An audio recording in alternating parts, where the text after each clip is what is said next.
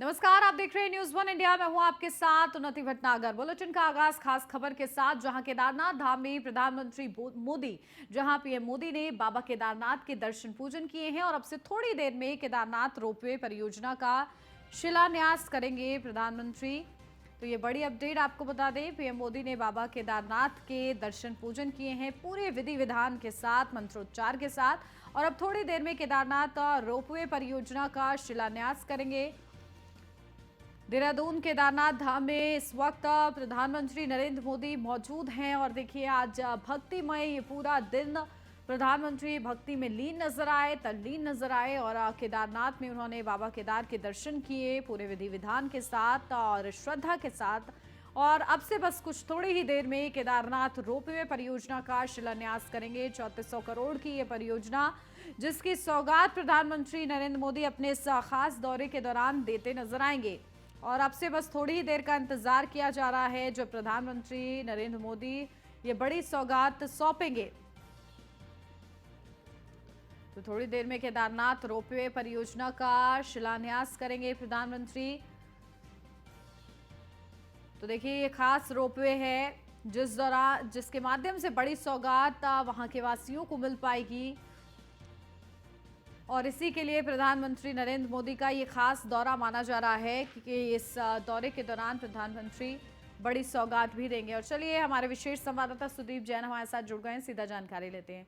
सुदीप, क्या अपडेट मिल रही है? देखिए प्रधानमंत्री ने पूरे विधि विधान के साथ पूजा अर्चना कर ली है, अब इंतजार हो रहा है कि परियोजना की वो सौगात दे। जी बिल्कुल, आपने सही कहा। प्रधानमंत्री अपने नियत समय से बाबा केदार के धाम पहुंच चुके हैं। पूजा अर्चना करने के साथ ही वो चल रहे निर्माण कार्यों का भी थोड़ी देर पहले जायजा ले रहे थे पैदल चल के। उनके साथ मुख्यमंत्री पुष्कर सिंह धामी और राज्य के राज्यपाल lieutenant general retired Gurmeet Singh भी मौजूद थे और चीफ सेक्रेटरी भी उनके साथ थे। इसके बाद अब जल्द ही जो शिलान्यास दो महत्वपूर्ण परियोजनाओं का होना है, उसका स्टोन ले डाउन जिसे हम कहते हैं अंग्रेजी में, उसकी प्रक्रिया शुरू होगी और इससे निश्चित तौर पे देश के राज्य के पर्यटन और देश भर से आने वाले श्रद्धालुओं को एक बड़ी सुविधा मिलेगी।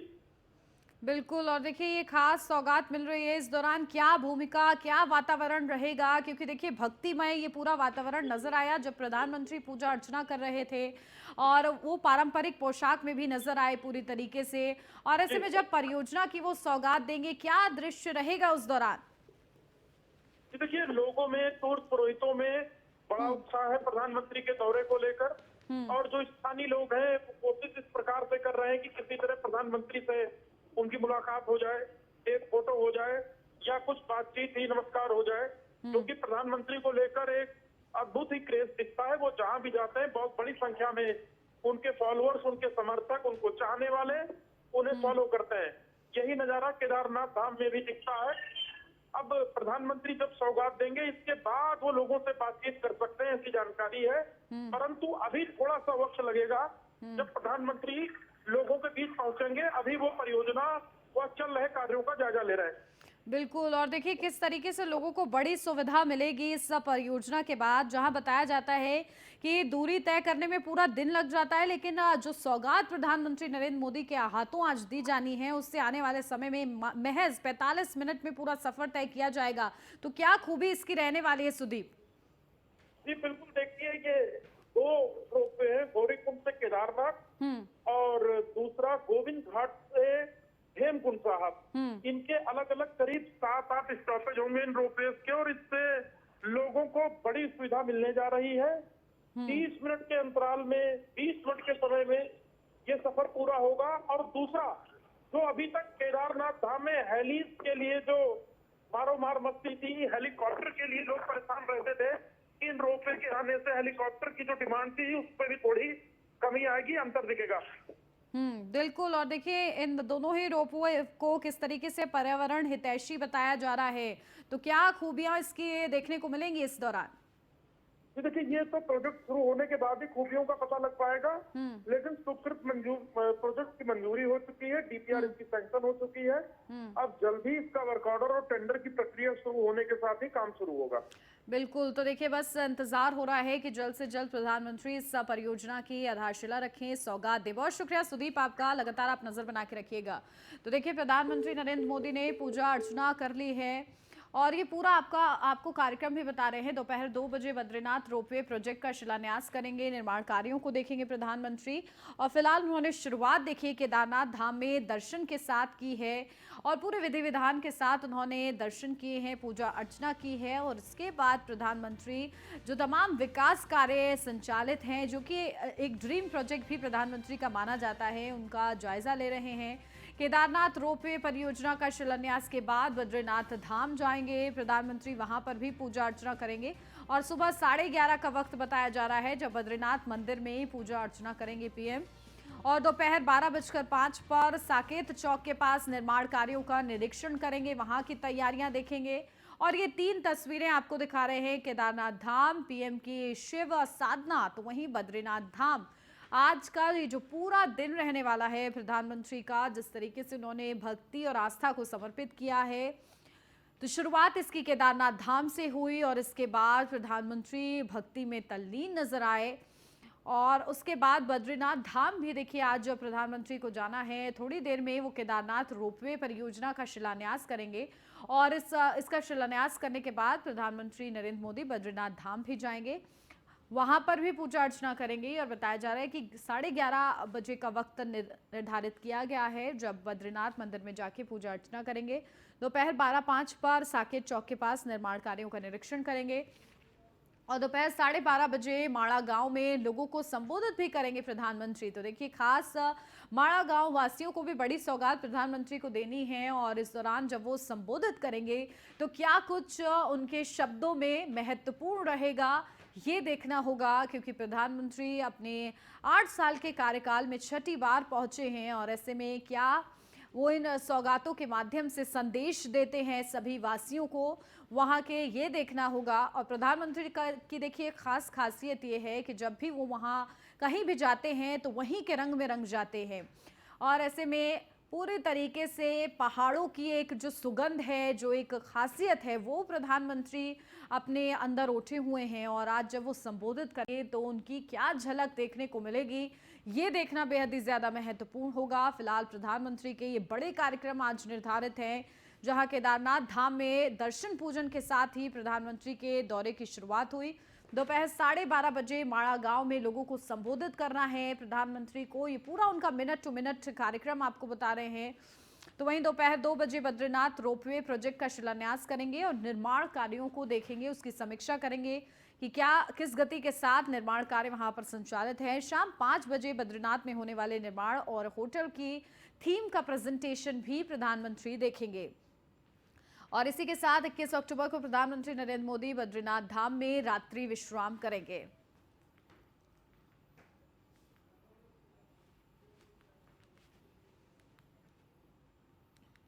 और सीधा लिए चलते हैं आपको लखनऊ, जहां सीएम योगी आदित्यनाथ पुलिस स्मृति दिवस पर क्या कुछ अहम कह रहे हैं, सुनवाते हैं।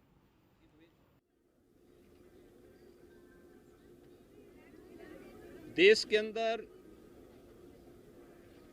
21 अक्टूबर 1959 से जब भारत चीन सीमा पर कार्यरत केंद्रीय सुरक्षा बल के जवानों पर अचानक दुश्मन देश ने हमला किया था,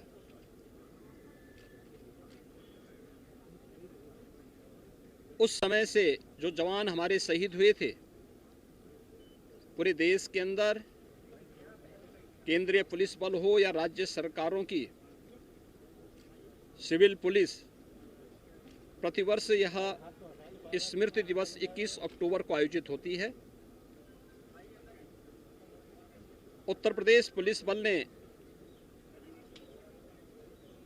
विगत 5.5 वर्ष के दौरान उत्तर प्रदेश के अंदर कानून व्यवस्था को बेहतर बनाने, सुरक्षा की सुदृढ़ स्थिति बनाए रखने और 25 करोड़ लोगों के मन में सुरक्षा का भाव पैदा करने के साथ ही प्रदेश को दंगा मुक्त करने में भी अपना सराहनीय योगदान दिया है। उत्तर प्रदेश पुलिस बल में के प्रयासों से आज प्रदेश में संगठित अपराध पूरी तरह नियंत्रित हुआ है। प्रदेश विकास के पथ पर अग्रसर हुआ है। इस दौरान शासन ने भी पुलिस बल के भर्ती की प्रक्रिया को आगे बढ़ाते हुए उनके आधुनिकीकरण और प्रदेश के ट्रेनिंग की क्षमता को आगे बढ़ाने के लिए भी अनेक कदम उठाए हैं। पुलिस कार्मिकों के तमाम प्रकार की सुविधाओं को भी आगे बढ़ाने का कार्य किया गया। विगत 5.5 वर्ष के दौरान प्रदेश के अंदर विभिन्न पदों पर 1,60,000 से अधिक पुलिस के अलग अलग पदों पर भर्ती की प्रक्रिया पूरी की गई। प्रशिक्षण की क्षमता को प्रदेश के अंदर दोगुने से अधिक किया गया। पुलिस के आधुनिकीकरण की दिशा में भी अनेक कदम उठाए गए और पुलिस बल के अवस्थापना सुविधाओं के लिए भी प्रदेश के अंदर अनेक कदम उठाए गए। हर पुलिस लाइन में पुलिस कार्मिकों के लिए बैरक के निर्माण की कार्रवाई हो, नए थानों के गठन का हो, पुलिस के प्रदेश के अंदर SDRF, SSF के गठन की कार्रवाई हो, महिला कार्मिकों के पुलिस भर्ती के लिए 20% आरक्षण की व्यवस्था हो, या प्रदेश के अंदर 3 महिला PSC की बटालियन के गठन की प्रक्रिया, ये सभी कार्य विगत 5.5 वर्ष के अंदर उत्तर प्रदेश पुलिस बल के लिए पुनर्गठन और उनके आधुनिकीकरण के क्रम में भी किया गया। हम लोगों ने अनेक कदम उठाए हैं शासन स्तर पर भी, आज उसके अच्छे परिणाम सामने आए हैं। आज भी हम लोगों ने जो बहुत दिनों से मांग थी, पुलिस कार्मिकों को 200 रुपये साइकिल भत्ता मिलता था, अब हम इसे 500 रुपये मोटरसाइकिल भत्ता के रूप में पुलिस के जवानों को उपलब्ध कराएंगे। ई पेंशन की स्कीम लागू करने के साथ ही अन्य कार्रवाई को भी आगे बढ़ाने की भी आज घोषणा की गई है। मुझे पूरा विश्वास है कि देश का ये सबसे बड़ा सिविल पुलिस का बल देश के सबसे बड़े राज्य में कानून व्यवस्था की सुदृढ़ स्थिति को बनाए रखते हुए प्रदेश में कानून का राज को बनाए रखने में जो भूमिका उन्होंने अब तक निभाई है, इसको और मजबूती के साथ, पूरी प्रतिबद्धता के साथ निर्वहन करेंगे। मैं सभी उन पुलिस जवानों को जिन्होंने कर्तव्य पथ पर अपने आप को बलिदान किया है, प्रदेश शासन की ओर से विनम्र श्रद्धांजलि अर्पित करता हूँ। मुख्यमंत्री जी, मुख्यमंत्री बड़े बड़े माफिया आपको ईमानदार और बहादुर कह रहे हैं, कुछ उस पर बोल दीजिए।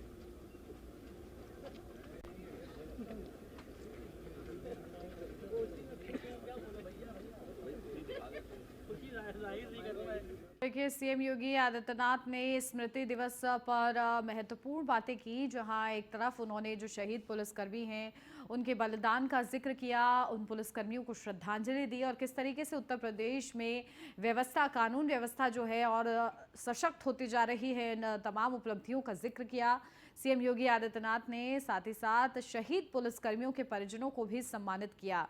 तो देखिए, आज खास स्मृति दिवस के मौके पर सीएम योगी आदित्यनाथ का पुलिस लाइन में ये अहम कार्यक्रम रहा और इस दौरान उन्होंने महत्वपूर्ण बातें कहीं कि उनकी सरकार जो है किस तरीके से प्रतिबद्ध है, पुलिसकर्मियों की जो निष्ठा है, जो उनकी सेवा है, उसको योगी सरकार किस तरीके से सराहा रही है और उनके परिजनों के लिए क्या कुछ अहम सरकार लाने वाली है या क्या प्लान किया जा रहा है। इन तमाम बातों का जिक्र भी सीएम योगी आदित्यनाथ करते नजर आए हैं। तो एक तरफ स्मृति दिवस पर सीएम योगी आदित्यनाथ ने श्रद्धांजलि दी है शहीद पुलिसकर्मियों को, तो वहीं जो शहीद पुलिसकर्मियों के परिजन हैं उनको सम्मानित भी किया गया है। पुलिस लाइन में ये पूरा कार्यक्रम रहा और सीएम योगी आदित्यनाथ ने इस दौरान शहीद पुलिसकर्मियों के बलिदान, उनके त्याग को याद किया और किस तरीके से कानून व्यवस्था प्रदेश स्तर पर मजबूत हो रही है, सशक्त हो रही है और आगे जो तमाम बड़े मुकाम है वो हासिल करने के लिए तैयार हो रही है। उन छोटी छोटी उपलब्धियों का भी जिक्र सीएम योगी आदित्यनाथ करते नजर आए, जो कि आने वाले वक्त में मील का पत्थर साबित होंगी। और इसी के लिए ये पूरा कार्यक्रम देखिए आज शहीद पुलिसकर्मियों को समर्पित रहा। स्मृति दिवस के मौके पर सभी को याद किया गया, उनके त्याग को याद किया गया और उनके राष्ट्र प्रेम और प्रदेश प्रेम, उनके अपनी जो उनका काम है उससे किस तरीके से वो प्रेम करते हैं, पूरी निष्ठा के साथ उस काम को करते हैं। इन तमाम बातों का जिक्र सीएम योगी आदित्यनाथ करते नजर आए हैं।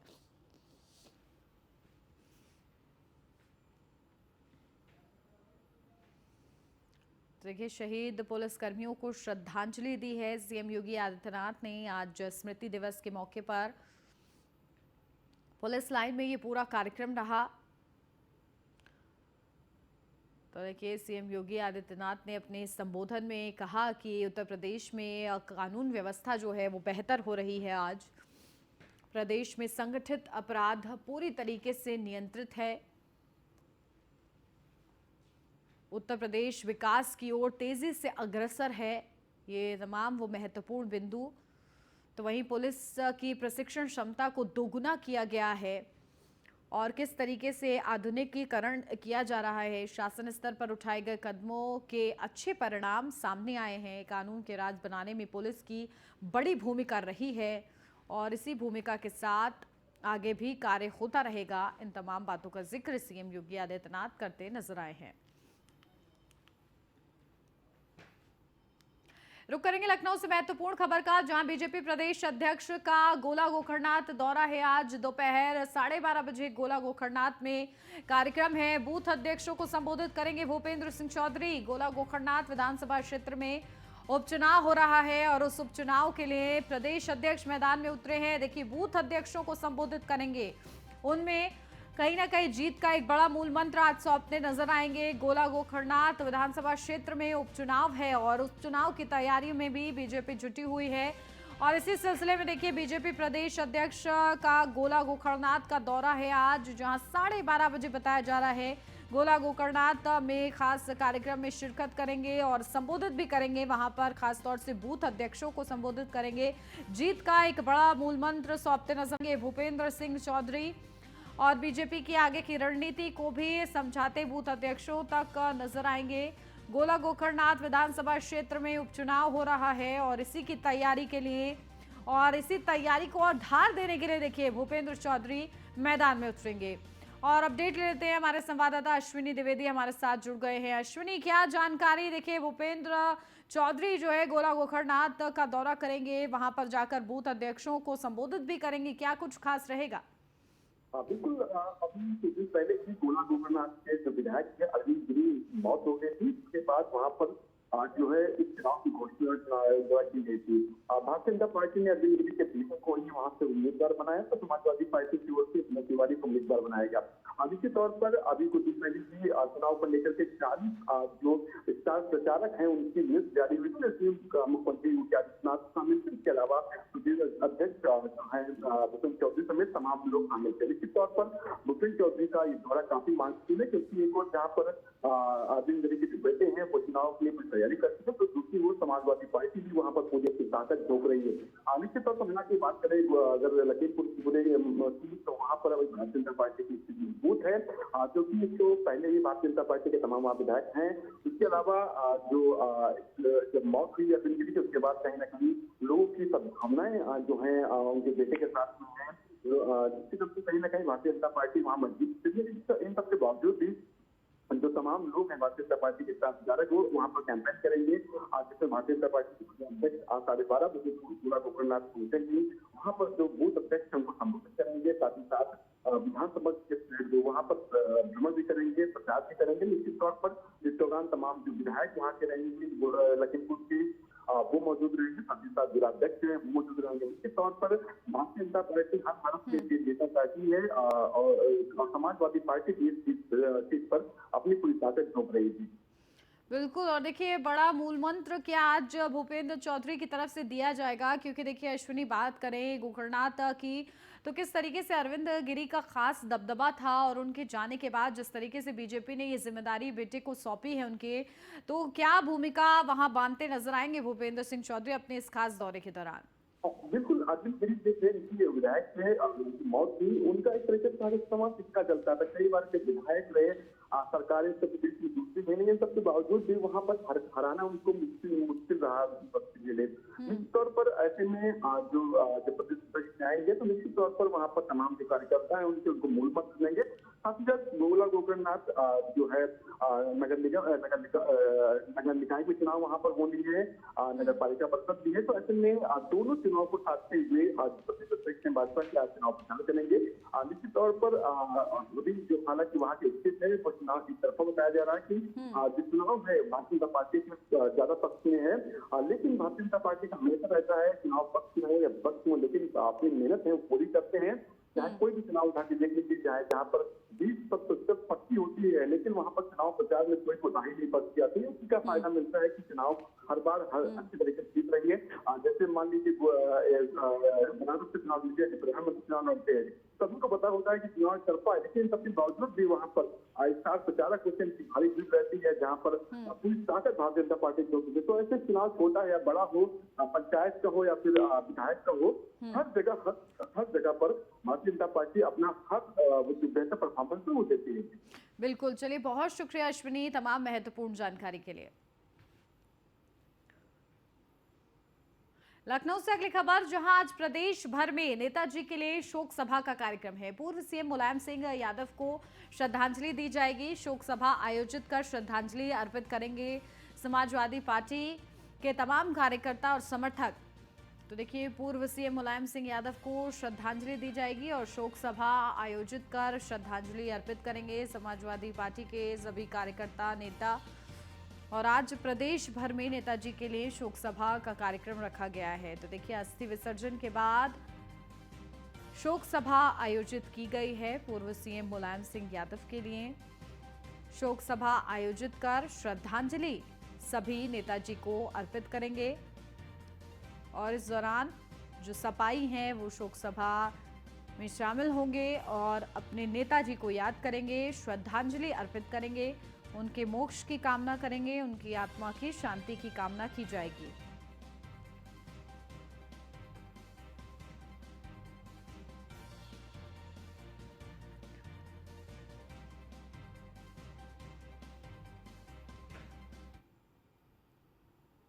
और इसी के साथ इस बुलेटिन में फिलहाल बस इतना ही। खबरों का सिलसिला आगे भी जारी है, आप बने रहिए न्यूज़ वन इंडिया के साथ।